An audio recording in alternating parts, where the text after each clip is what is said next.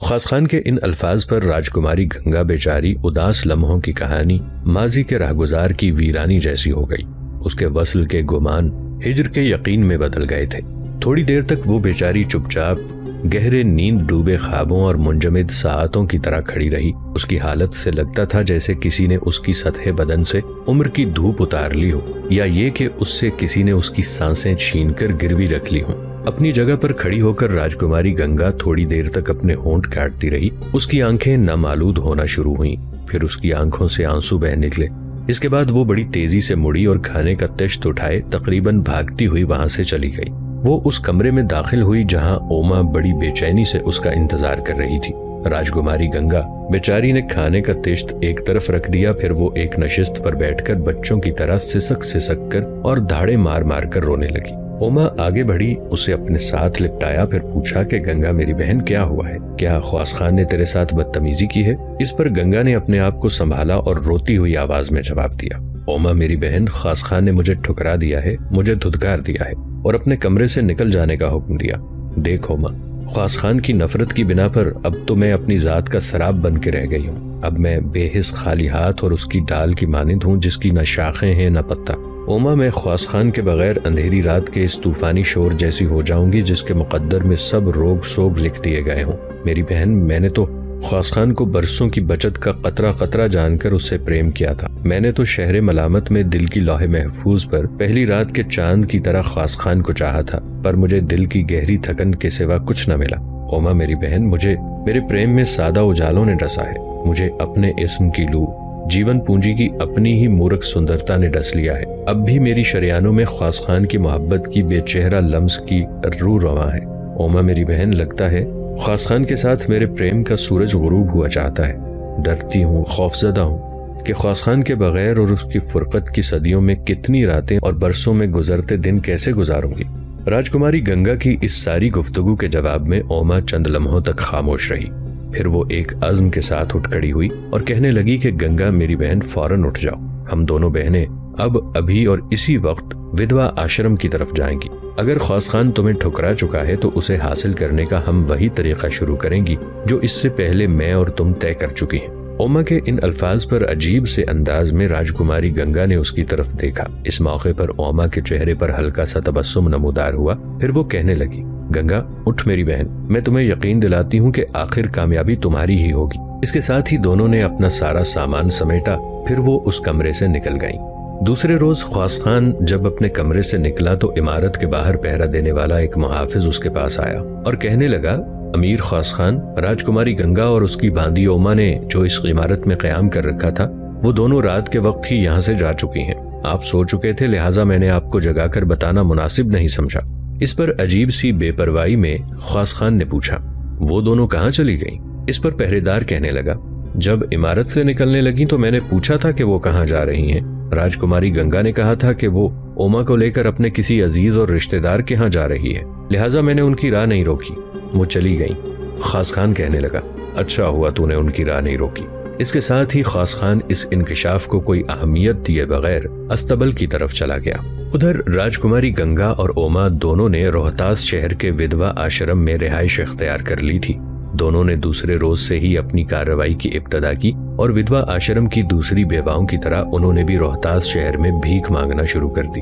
باقی بیواؤں کو بھی لے کر خواص خان کی حویلی کی طرف آئیں، پر خواص خان سے ان کی ملاقات نہ ہو سکی۔ انہوں نے عمارت سے باہر ہو کر ہی بھیک مانگنے کی صدا لگائی۔ محافظوں نے انہیں کچھ دے کر رخصت کر دیا، یوں وہ چلی گئی تھیں۔ اس طرح کئی دن تک راجکماری گنگا اور اوما دونوں دوسری بیواؤں کے ساتھ مانگنے کے لیے آتی رہیں۔ ان کی خواص خان سے ملاقات نہ ہو سکی، پہرے دار ہی انہیں کچھ دے دیتے اور وہ بیچاری مایوس اور نامراد ہو کر واپس چلی جاتی۔ ایک دن گنگا اور اوما ودوا آشرم کی دوسری بیواؤں کے ساتھ بھیک مانگتی ہوئی جب خواص خان کی حویلی کے قریب آئیں تو اوما نے دیکھا خواص خان اس وقت اپنے گھوڑے پر سوار استبل سے نکلا تھا اور عمارت کے بیرونی دروازے پر آیا تھا۔ اسے دیکھتے ہی اپنے پہلو میں چلتی گنگا کو مخاطب کر کے اوما کہنے لگی، گنگا میری بہن، لگتا ہے تیری قسمت جاگ اٹھی ہے۔ دیکھ اس وقت خواص خان استبل سے نکل کر عمارت کے بیرونی دروازے کی طرف آ رہا ہے، تو جلدی سے دروازے پر جا اور مانگنے کی صدا لگا۔ اوما کے اس انکشاف پر گنگا خوش ہو گئی۔ اس نے اوما کو کوئی جواب نہ دیا، وہ بڑی تیزی سے آگے بڑھی۔ اوما بھی دوسری بیواؤں کے ساتھ اس کے پیچھے پیچھے تھی۔ दूसरी बेवाओं की तरह ओमा और गंगा ने भी सफेद रंग का लिबास पहने हुए था। फर्क सिर्फ ये था कि अक्सर बेवाएं बगैर पर्दे की थीं, कुछ ने अपने जिस्म के साथ अपना चेहरा भी ढांप रखा था। इनमें ओमा और गंगा भी शामिल थी। इन दोनों ने भी सफेद निकाब अपने चेहरों पर डाल रखा था। ओमा तो दूसरी बेवाओं के दरमियान ही रही, जबकि गंगा ने आगे बढ़कर ख्वास खान की हवेली के दरवाजे पर खड़े होते हुए मांगने की सदा लगाई। ये सदा अस्तबल की तरफ आते हुए ख्वास खान ने भी सुनी थी। इतनी देर तक दूसरी बेवाएं भी करीब आ गईं और वो भी आसपास की हवेली और मकानों पर मांगने की सदाएं लगाने लगी। पहली सदा के बाद गंगा ने जब मांगने की दूसरी सदा लगाई तो उस वक्त तक ख्वास खान सदर दरवाजे के करीब पहुंच चुका था। गंगा की तरफ देखते हुए वो अपने घोड़े से उतरा। बड़ी हमदर्दी और बड़ी नर्म आवाज में उसने गंगा को मुखातिब करते हुए पूछा, तुम कौन हो, क्यों मांगती हो, और ये जो तुम जैसा लिबास पहनकर दूसरी औरतें मांगती फिर रही हैं, ये सब कौन है? इस पर गंगा कहने लगी, हम सब का ताल्लुक विधवा आश्रम से है। यूं जाने कि ये बेवा औरतों का एक ठिकाना है जहाँ ये सब बेवा औरतें रहती हैं और मांग तांग कर अपनी गुजर बसर करती हैं। भीख मांगना हम सब बेवाओं का रोजमर्रा का काम है। इस पर ख्वास खान ने दिलचस्पी और एक तरह के तजस्सुस में गंगा से पूछा, तुम अभी अपनी आवाज अपनी जिस्मानी साख्त से नो उम्र और नौखेज लगती हो, फिर तुम कैसे बेवा हो गई और तुम्हें किसने बेवा किया? तुम्हारा नाम क्या है? इस पर गंगा ने कहा कि मेरा नाम गीता है, यूं कहें कि दुख की गीता। मेरे माँ बाप मर गए। एक शख्स के साथ मेरी सगाई हुई थी, अभी रुखसती नहीं हुई थी कि उसने मुझे छोड़ दिया। वो बदमाश और ओबाश था, आवारा लड़कियों के साथ घूमता था, लिहाजा मैंने उसके पास जाने से खुद ही इनकार कर दिया।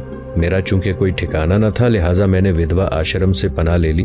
बस सब भीख मांग कर ही गुजर बसर करती हूँ। इसके साथ ही दुख और तकलीफ के बायस गंगा बेचारी की आंखों से आंसू बह निकले और उसने जो चेहरे पर निकाब डाल रखा था वो आंसुओं से तर हो गया था। उसकी ये हालत देखते हुए ख्वास खान पिघल के रह गया। थोड़ी देर तक ख्वास खान खामोश रहा, फिर इंतहाई नर्म लहजे में उसने दोबारा पूछा कि तुम क्यों रोती हो? क्या हो गया? तुम्हें कोई दुख है? तुम्हें कोई तकलीफ है? विधवा आश्रम में तुम्हें कोई तंग करता है? इस पर रोती हुई आवाज में गंगा कहने लगी कि दुख तो हम बेवाओं का मुकद्दर बन के रह जाता है। मैं चूंकि अभी जवान और नौखेज हूँ, लिहाजा हर कोई मुझे गलत निगाह से देखता है।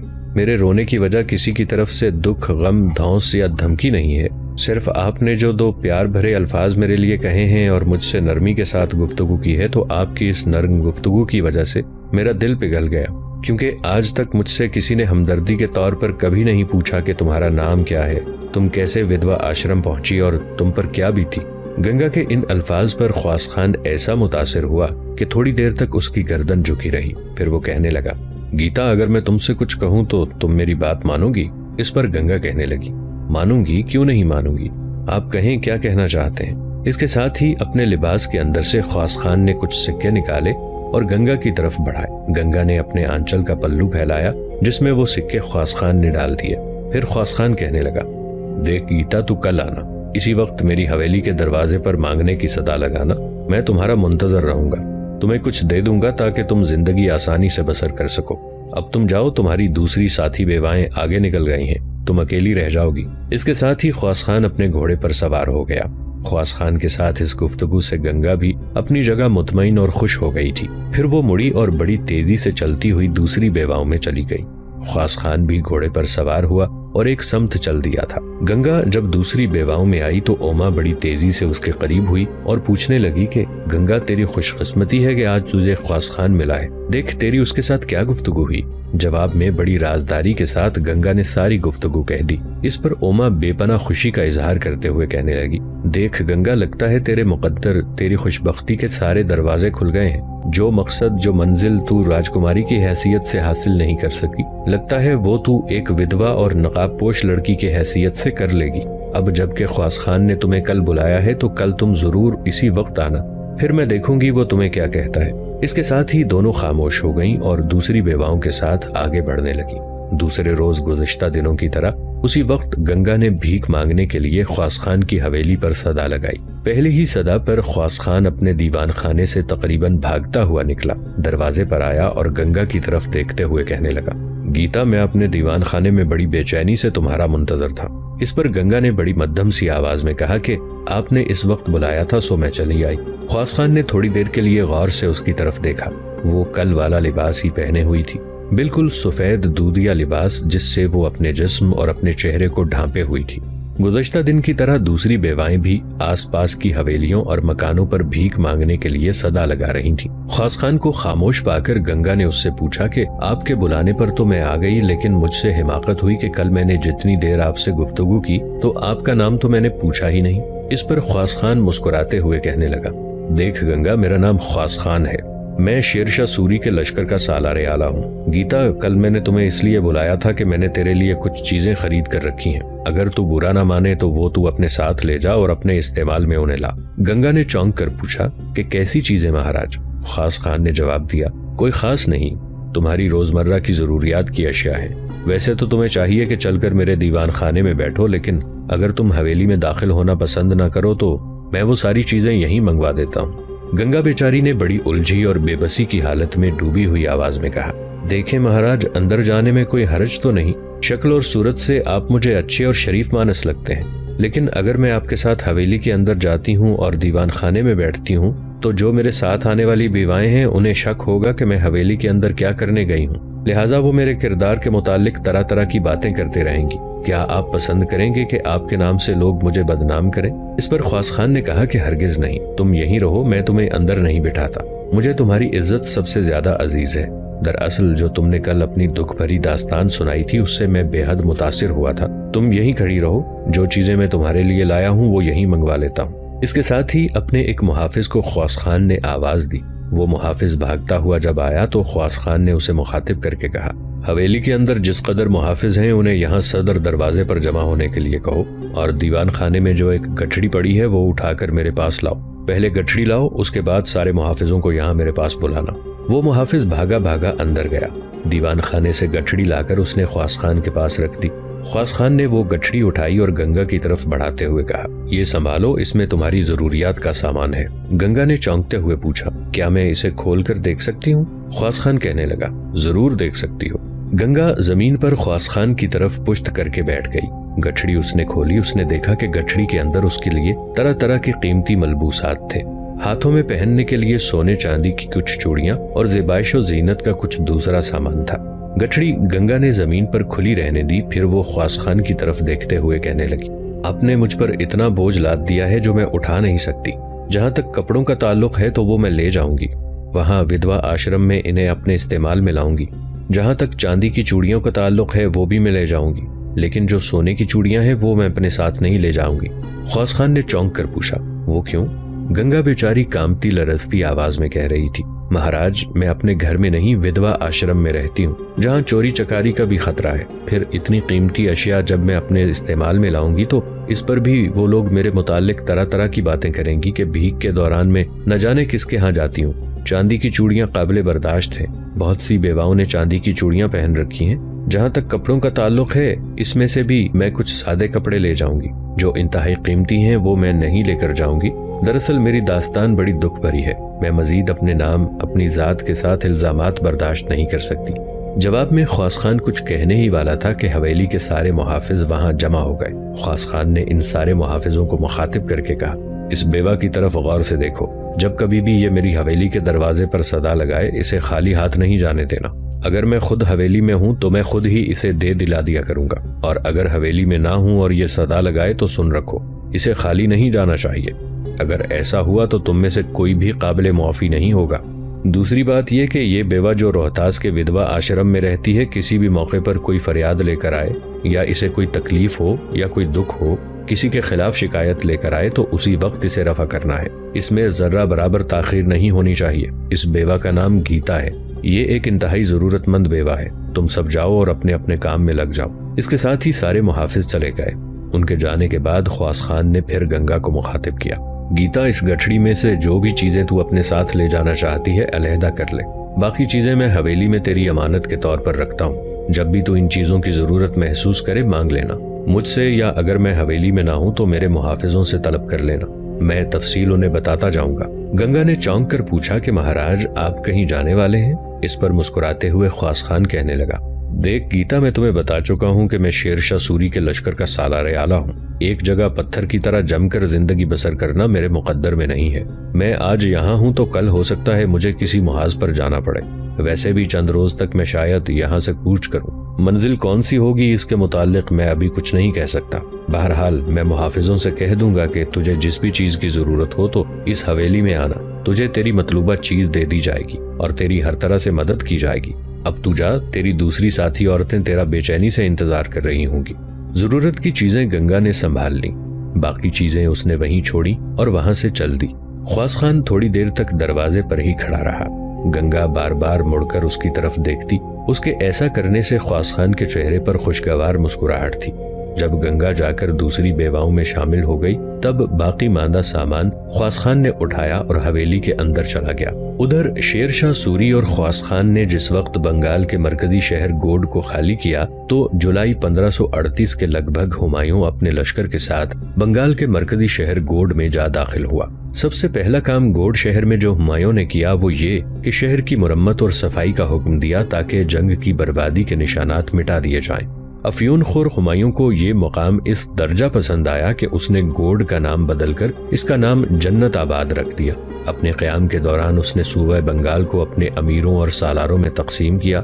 بنگال کے 9 مہینے کے قیام کے دوران وہ اس قدر عیش و مستی میں مبتلا رہا کہ 1 مہینے تک کسی کو ہمایوں کا دیدار نصیب نہ ہو سکا. قلعہ روہتاس میں شیر شاہ سوری نے جب دیکھا کہ ہمایوں اپنے لشکر کے ساتھ گوڈ میں قیام کیے ہوئے ہے اور وہ اس قیام کو طول دیتا جا رہا ہے تو اس نے ہمایوں کے علاقوں پر ضرب لگانے کی ٹھانی. برسات کے موسم تک شیر شاہ سوری نے قلعہ روہتاس اور سہسرام کے علاوہ اپنے دوسرے قلعوں میں نئی لشکری بھرتی کیے. اپنی طاقت اور قوت میں اس نے خوب اضافہ کیا. جو ہی برسات ختم ہوئی اس نے اپنے لشکریوں کو روہتاس کے باہر جمع کیا تاکہ ہمایوں کے خلاف کارروائی کی ابتدا کی جا سکے. مغلوں کے خلاف کارروائی کرنے کے لیے شیر شاہ سوری نے اپنے لشکریوں کو 2 حصوں میں تقسیم کیا.